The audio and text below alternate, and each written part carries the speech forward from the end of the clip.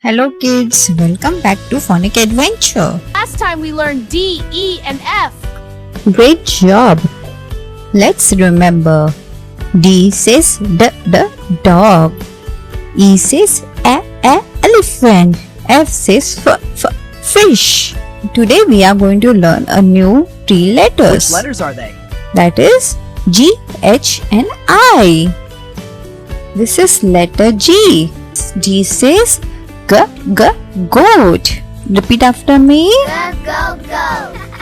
Wow, a funny hat. This is letter H.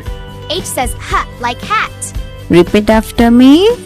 Hat. Yummy ice cream. This is the letter I. I says. Ice cream. Repeat after me. Let's play a quiz. What sound? What sound?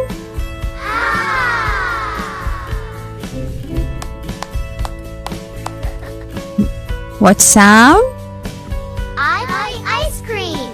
Wonderful job today. Today we learn G, H and I. Next time we will learn more three letters. See you in the next Phonics adventure.